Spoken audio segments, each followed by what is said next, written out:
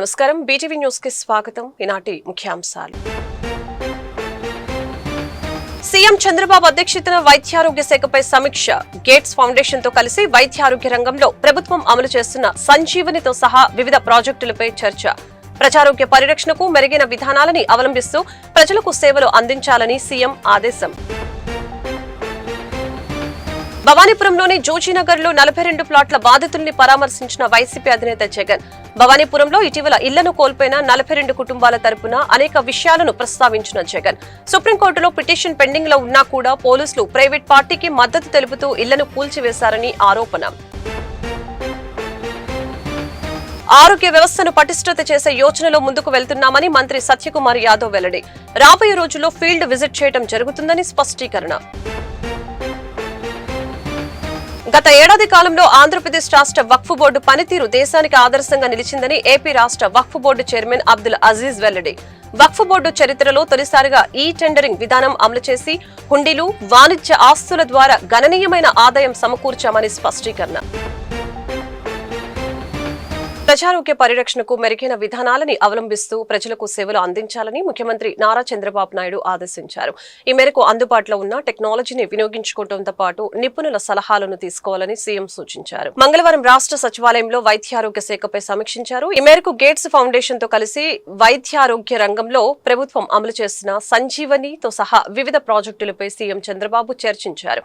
ఏపీలో మెరుగైన ప్రజారోగ్య నిర్వహణకు గేట్స్ ఫౌండేషన్ ఆధ్వర్యంలో జాతీయ, అంతర్జాతీయ స్థాయిలో వైద్యారోగ్య రంగంలోని నిపుణులతో కూడిన 10 మంది సభ్యుల బృందాన్ని ఏర్పాటు చేశారు. UN AIDS executive director Peter point, ప్రపంచ ఆరోగ్య సంస్థ సీనియర్ శాస్త్రవేత్త Soumya Swaminathan, AIG chairman D Nageswara Reddy, Singapore national university professor ఇకింగ్ టియో, retired IAS Aarti Ahuja, సైటెస్ chairperson Rizwan కోయిటా, Khosla labs వ్యవస్థాపకుడు Srikanth Nadamuni, gates foundation genomics and ఎపిడామిలాజీ director doctor Gagan Deep Kong, public health నిపుణురాలు Margaret Elizabeth, Delhi AIIMS endocrinology విభాగానికి doctor Nikhil Tandon అత్యున్నత స్థాయి నిపుణుల సలహా బృందంతో ఉన్నారు.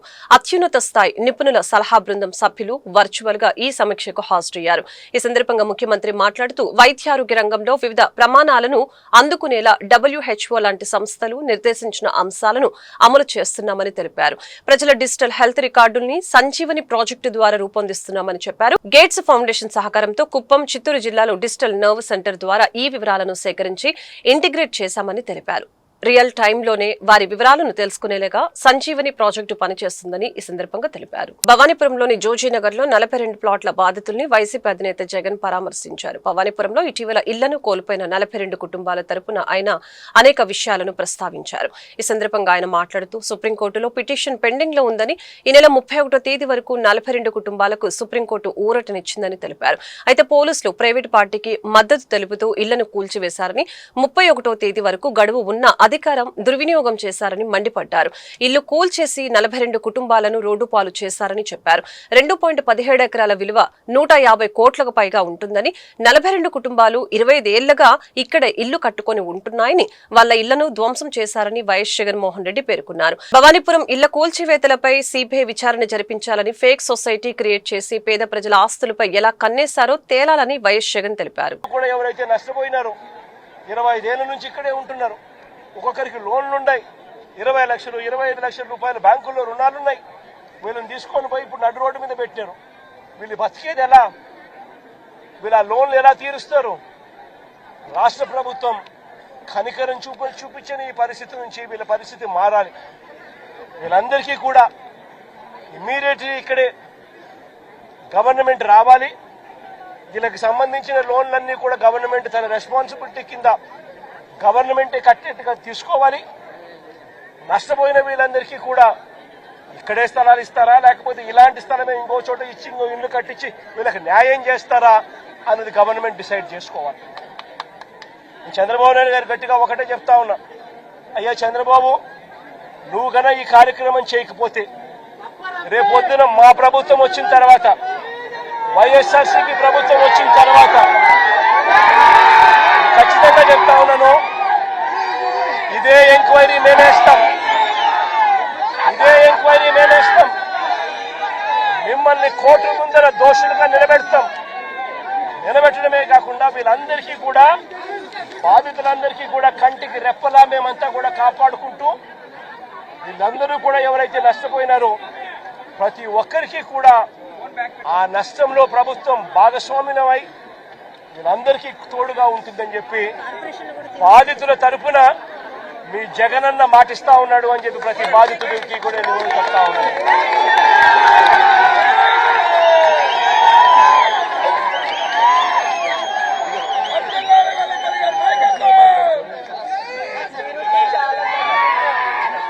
సుప్రీంకోర్టులో ఈ కేసుకు సంబంధించి అన్ని రకాల సపోర్ట్ కూడా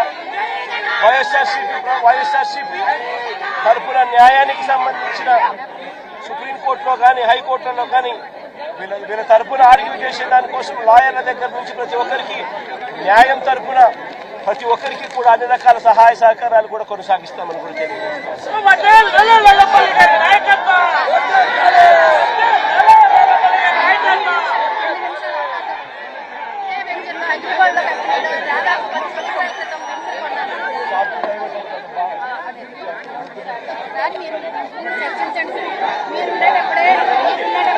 ఆరోగ్య వ్యవస్థను పటిష్టతను చేసే యోచనలో ముందుకు వెళ్తున్నామని మంత్రి సత్యకుమార్ యాదవ్ వెల్లడించారు. రాబోయే రోజుల్లో ఫీల్డ్ విజిట్ చేయడం జరుగుతుందని మంత్రి తెలిపారు. రాష్ట్ర ఆరోగ్య వ్యవస్థలో మార్పు తీసుకుని రావడం జరుగుతుందని మంత్రి సత్యకుమార్ యాదవ్ తెలిపారు.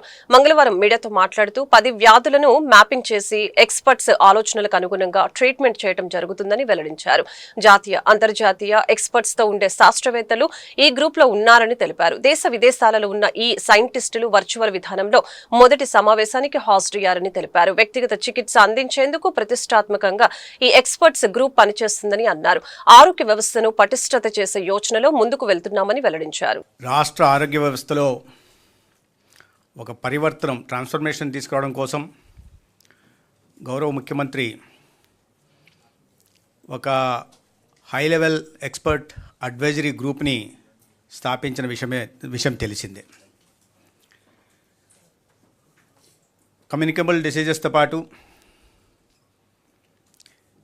80% డిసీజ్ బర్డన్ ఉంటున్న 10 వ్యాధుల్ని గుర్తించి వాటిని మ్యాపింగ్ చేసి ఈ ఎక్స్పర్ట్స్ సజెషన్స్ రికమెండేషన్ ద్వారా వాటిని తగ్గించి ఒక నాణ్యమైన వైద్య వ్యవస్థను ఏర్పాటు చేయడం, ఆరోగ్య వ్యవస్థని ఆరోగ్య రంగాన్ని పటిష్టపరిచే దిశగా గౌరవ ముఖ్యమంత్రి నిర్ణయం తీసుకోవడం జరిగింది. దీంట్లో జాతీయ అంతర్జాతీయ ప్రఖ్యాతిగాంచిన ఎక్స్పర్ట్లు ఉన్నారు. ఉదాహరణకు doctor YY Teo National University of సింగపూర్కు సంబంధించిన ఒక సైంటిస్టు, అదేవిధంగా డీన్ కూడా ఆయన అక్కడ. Doctor Soumya Swaminathan paediatrician researcher, గతంలో ఈ ఐసీఎంఆర్ని లీడ్ చేశారు. WHO ఫస్ట్ చీఫ్ సైంటిస్ట్ కూడా వారు పనిచేశారు. అదేవిధంగా సర్ పీటర్ పొయాట్, ఇతను ఎలోబా వైరస్ని కనుక్కున్న సైంటిస్టు. డాక్టర్ మార్గరెట్ ఎలిజబెత్ క్రక్, ఈవిడ కూడా ఈ హార్వర్డ్ యూనివర్సిటీలో TH Chan school of public health ప్రొఫెసర్గా కూడా ఉన్నారు. అదేవిధంగా గతంలో IAS ఆఫీసర్గా ఉంటూ తర్వాత ప్రస్తుతం ఒక రీసెర్చర్గా ఉంటూ ఇంటర్నేషనల్ హెల్త్ ఇన్స్టిట్యూట్కి రీసెర్చర్గా ఉంటున్న డాక్టర్ ఆర్తి అహూజా. అదేవిధంగా doctor Gagandeep Kang, director global health Gates Foundation. అదేవిధంగా శ్రీకాంత్ నాదముని, ఎవరైతే ఈ ఆధార్ ప్లాట్ఫామ్కి CTO ఉన్నారో, డిజిటల్ ఇన్ఫ్రాస్ట్రక్చర్ అడ్వాన్స్మెంట్కి దేశంలో కృషి చేశారో ఆయన. మిస్టర్ రిజ్వాన్ కోయితా, ఇతను national accreditation board of hospital health care ప్రొవైడర్స్కి చైర్మన్గా ఉన్నారు. అదేవిధంగా పద్మశ్రీ డాక్టర్ నిఖిల్ టాండన్, ఈ హైలీ రెప్యూటెడ్ ఎండోక్రైనాలజిస్ట్. అదేవిధంగా మనకందరికీ తెలిసిన మన తెలంగాణ రాష్ట్రానికి సంబంధించిన డాక్టర్ డి నాగేశ్వరరెడ్డి గారు, పద్మవిభూషణ్. ఈ 10 మందితో ఒక ఎక్స్పర్ట్ గ్రూప్ని గౌరవ ముఖ్యమంత్రి గారు నియమించిన కొన్ని వారాల్లోనే ఇవాళ మొదటి సమావేశాన్ని కూడా నిర్వహించడం జరిగింది. అనేక మంది దేశ విదేశాల నుంచి ఉన్నవాళ్ళు కాబట్టి కొంతమంది ఫిజికల్గా, కొంతమంది వర్చువల్గా కూడా ఈ సమావేశంలో పాల్గొన్నారు. దాదాపు 2 గంటల పాటు జరిగిన సమావేశంలో విజయవాడ కాళేశ్వరరావు మార్కెట్ వద్ద గల ఏపీ వక్ఫ్ బోర్డు కార్యాలయంలో ఏపీ వక్ఫ్ బోర్డు చైర్మన్ అబ్దుల్ అజీజ్ అధ్యక్షతన 9వ బోర్డు సమావేశం జరిగింది. ఈ మేరకు ఏపీ వక్ఫ్ బోర్డు చైర్మన్ అబ్దుల్ అజీజ్ మీడియాతో మాట్లాడారు. సమావేశంలో ఆయన మాట్లాడుతూ గత ఏడాది కాలంలో ఆంధ్రప్రదేశ్ రాష్ట్ర వక్ఫ్ బోర్డు పనితీరు దేశానికి ఆదర్శంగా నిలిచిందని ఏపీ రాష్ట్ర వక్ఫ్ బోర్డు చైర్మన్ అబ్దుల్ అజీజ్ పేర్కొన్నారు.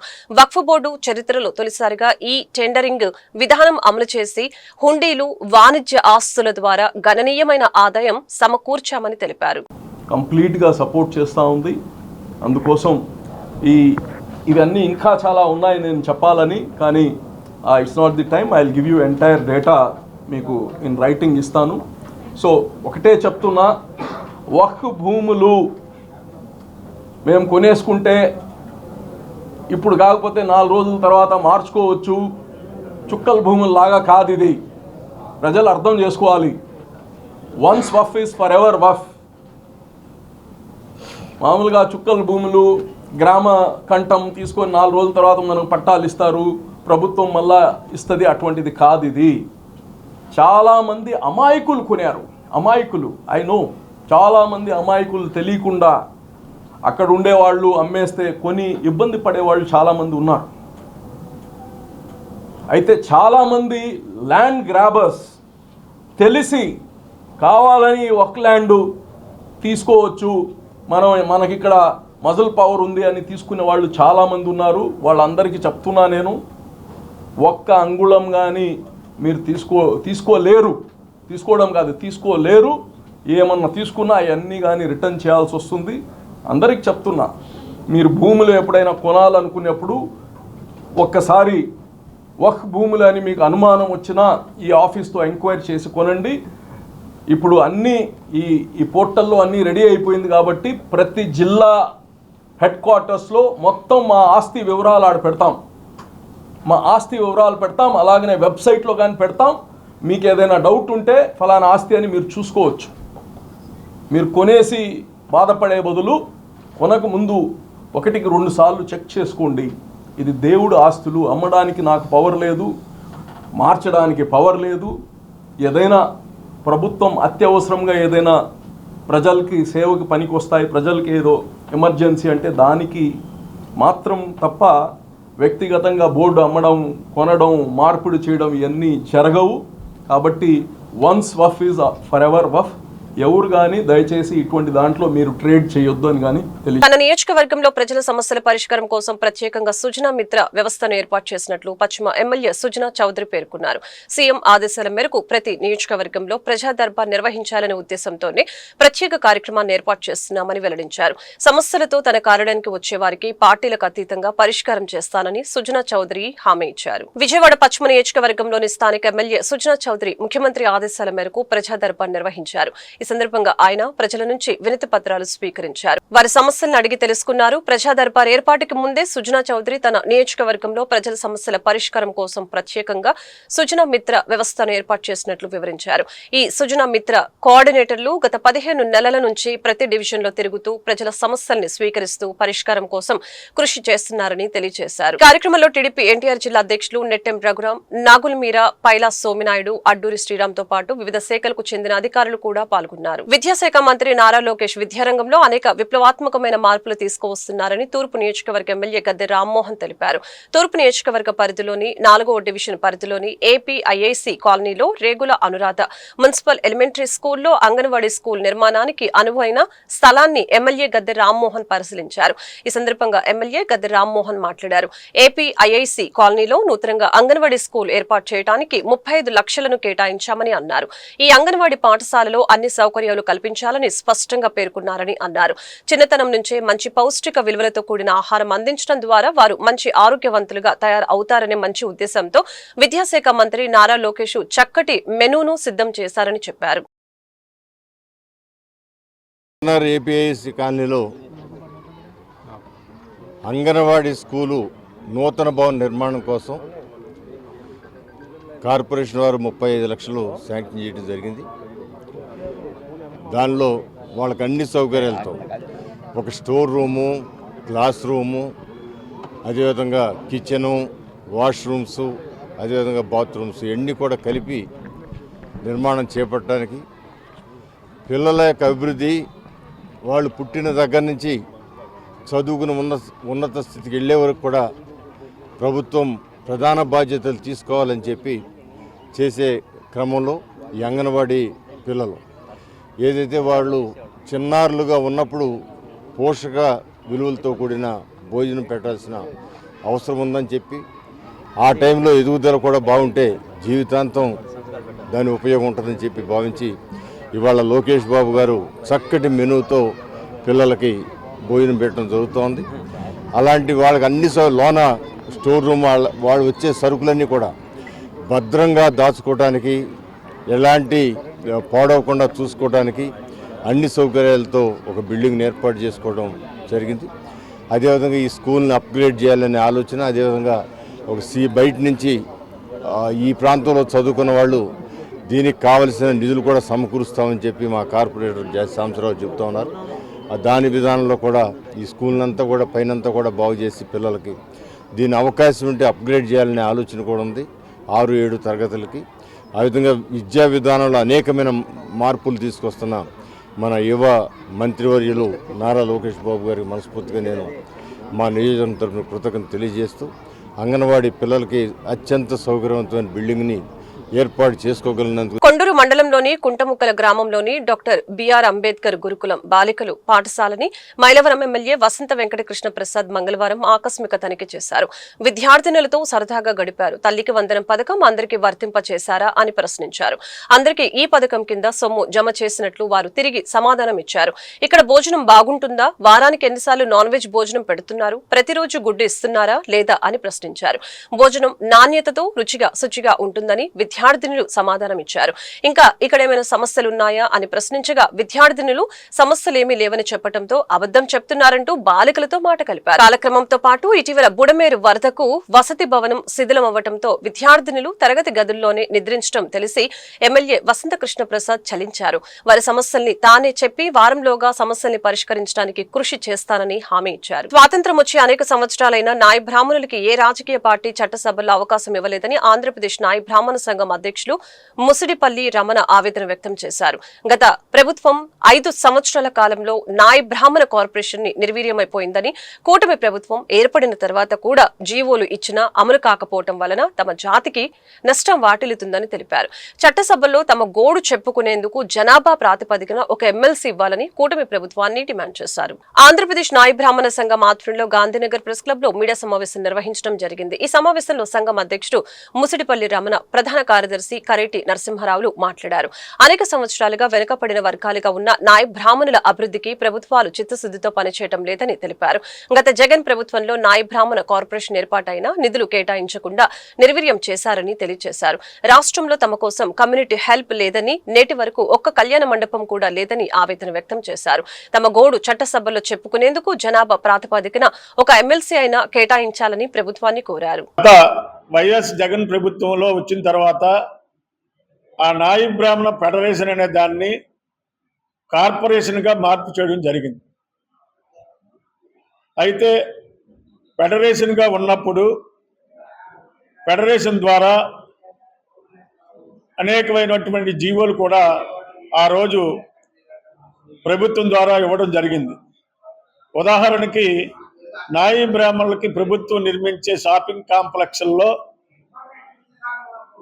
ఒక షాపు కేటాయించాలని రాయితీపై అదొక జీవో ఉంది. అట్లాగే నాయ బ్రాహ్మణులకి జిల్లాల వారీగా వెల్ఫేర్ కమిటీ అనేది ఒకటి ఉండేది. ఆ వెల్ఫేర్ కమిటీకి చైర్మన్గా జేసీ గారు ఉండేవారు. మిగతా ఒక రెవెన్యూ డివిజన్కి ఒక మెంబరు నాయ బ్రాహ్మణులు ఉండేవారు. అందులో ఒక మహిళ కూడా ఉండేది. నేడు ఆ ఫెడరేషన్ని కార్పొరేషన్గా మార్చిన తర్వాత ఈ వెల్ఫేర్ కమిటీ అనేది పనిచేయడం లేదు.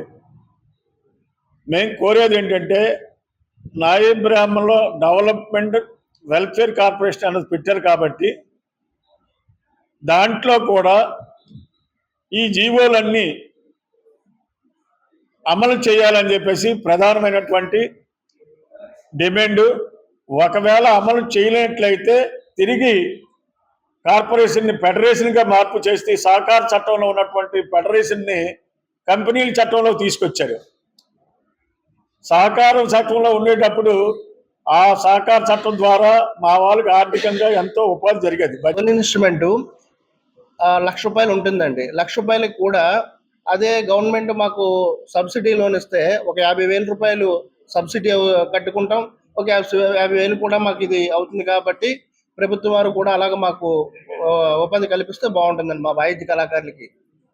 ఇంకా ఏంటంటే మాకు ఉన్న సౌకర్యాల గురించి ఉద్యోగ భద్రత కూడా కల్పించి బాగా అన్ని రకాలుగా ఆదుకుంటారని మేము కోరుకుంటున్నాం సార్. అది నా పేరు రాయవరపు నానాజీ అండి, రాష్ట్ర వాయిద్య కళాకారులు జేఎస్ఎల్. అనుమతి లేని భవన నిర్మాణాలు తొలగిస్తామని విజయవాడ నగరపాలక సంస్థ కమిషనర్ ధ్యానచంద్ర తెలిపారు. అర్హులైన అన్ని భవన యజమానులు నిర్ణీత గడువులోపు దరఖాస్తు చేసుకుని తమ భవనాలని క్రమబద్దీకరించుకోవాలని కమిషనర్ కోరారు. Chief city planar K Sanjay Ratnakumar సూచనల మేరకు కార్పొరేషన్ పరిధిలోని ఉన్న అనధికార నిర్మాణాలపై చర్యలు చేపట్టారు. ఈ ప్రక్రియలో బందర్ కాలువ, నేతాజీ వంతెనలో ఉన్న అనధికార నిర్మాణాలను గుర్తించి తొలగింపు చర్యలు చేపట్టారు.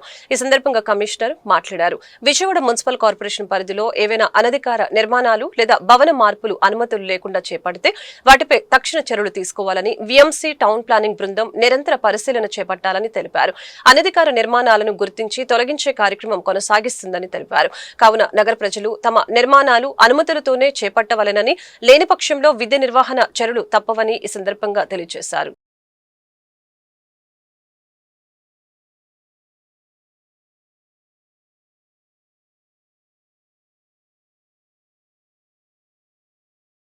విశాఖపట్నం కేంద్రంగా ఏర్పాటు చేసిన రైల్వే జోన్కి నేటి వరకు ఎందుకు గెజెట్ విడుదల చేయలేదని లోక్సత్తా రాష్ట్ర అధ్యక్షులు బి.శెట్టి బాబ్జీ ప్రశ్నించారు. ఈ విషయమై కేంద్ర రైల్వే శాఖ మంత్రి అశ్విని వైష్ణవ్ కి లోక్సత్తా రాష్ట్ర పార్టీ తరపున బహిరంగ లేఖ రాస్తున్నట్లు వెల్లడించారు. లోక్సత్తా రాష్ట్ర అధ్యక్షుడు బి.శెట్టి బాబ్జీ మంగళవారం గాంధీనగర్ ప్రెస్ క్లబ్ లో మీడియా సమావేశం నిర్వహించారు. ఈ సమావేశంలో ఆయన మాట్లాడుతూ 2019లో ఏర్పాటైన దక్షిణ కోస్తా రైల్వే జోన్ కి నేటికి మోక్షం కలగలేదని తెలిపారు. 2025 జనవరిలో డిపిఆర్ ఆమోదిస్తూ ప్రధాని మోదీ స్థాపన చేసిన నేటి వరకు గెజెట్ విడుదల చేయకపోవడం సిగ్గుచేటని తెలిపారు. గెజెట్ విడుదల చేయకపోతే ఉద్యోగుల సర్దుబాటు, పాలన వ్యవహారాలు ఎలా జరుగుతాయని ప్రశ్నించడం జరిగింది. ఇప్పటికైనా కేంద్ర మంత్రులు, ఎంపీలు పట్టించుకొని దక్షిణ కోస్తా రైల్వే జోన్ గెజెట్ నోటిఫికేషన్ వెంటనే ఇవ్వాలని డిమాండ్ చేశారు. రైల్వే జోన్కి శంకుస్థాపన చేశారు. ఇప్పటికి 11 నెలలు పూర్తయింది. నేటి వరకు కేంద్ర ప్రభుత్వం రైల్వే కొత్త జోన్కి, సౌత్ కోస్ట్ జోన్కి ఈ రోజుకొచ్చి గెజెట్ విడుదల చేయలేదు. ఈ గెజెట్ విడుదల చేయకపోవటం వల్ల విజయవాడ, గుంతకల్లు, గుంటూరు, విశాఖపట్నం రైల్వే డివిజన్లన్నీ కూడా పూర్తి స్థాయిలో వెనకబడి ఉన్నాయి. ప్రధానమంత్రి గారు శంకుస్థాపన చేసినటువంటి ప్రాజెక్టుకే 11 నెలల సమయం సరిపోలేదా అని చెప్పి లోక్సత్తా నుంచి అడుగుతా ఉన్నాం. ఈ నెల మరి 19వ తారీఖు వరకు పార్లమెంట్ సమావేశాలు జరుగుతున్నాయి. కేంద్ర మంత్రులు కానీ, పార్లమెంట్ సభ్యులు కానీ పట్టించుకోవాలి. ప్రధానమంత్రి గారు శంకుస్థాపన చేసిన తర్వాత ఈ రోజుకొచ్చి అంగుళం కూడా ముందుకు కదలకపోతే ఆంధ్రప్రదేశ్ రాష్ట్రం నష్టపోతుంది, ఆంధ్రప్రదేశ్ ప్రజలు నష్టపోతున్నారు. నేను గౌరవ ముఖ్యమంత్రి చంద్రబాబు నాయుడు గారిని, పవన్ కళ్యాణ్ గారిని, అట్లాగే లోకేష్ గారిని కోరుతా ఉన్నాను లోక్సత్తా నుంచి. అయ్యా, 11 నెలలు పూర్తయింది, ఇప్పటికొచ్చి కనీసం అంగుళం ముందుకు కదలలేదు. దీనివల్ల రాష్ట్రంలో రైల్వే కార్మికులు అంటే పర్టికులర్గా జూన్ 5వ తారీఖున మాధుర్ని జీఎంగా నియమించిన తర్వాత అసలు మన జోన్ ఎంతవరకు ఉంది, కార్మికులు ఎవరు రావచ్చు, ఎక్కడికి బదిలీలు కావచ్చు, ఏ రకమైన అభివృద్ధి, పరిపాలనా యంత్రాంగం ఎలాగా అంటే డెక్క బిల్డింగ్ని 6, 7, 2 ఫ్లోర్లు తీసుకొని ఈ రోజుకి వచ్చి అక్కడ పరిపాలన పూర్తి కాలేదు. మరి రాష్ట్రం నష్టపోతుంది. కాబట్టి వెంటనే రాష్ట్రం నుంచి ప్రజల ద్వారా ఎన్నికైనటువంటి పార్లమెంట్ సభ్యులు, మంత్రులు ఇమీడియట్గా గెజెట్ని రిలీజ్ చేయడం కోసం పూర్తి స్థాయి కార్యక్రమాలు నిర్వహించాలని చెప్పి లోక్సత్తా రాష్ట్ర అధ్యక్షుడిగా నేను కోరుతున్నాను. నా పేరు బి.శెట్టి బాబ్జీ, నేను లోక్సత్తా ఆంధ్రప్రదేశ్ రాష్ట్ర అధ్యక్షుడు. సామాజిక ఉద్యమకారుని.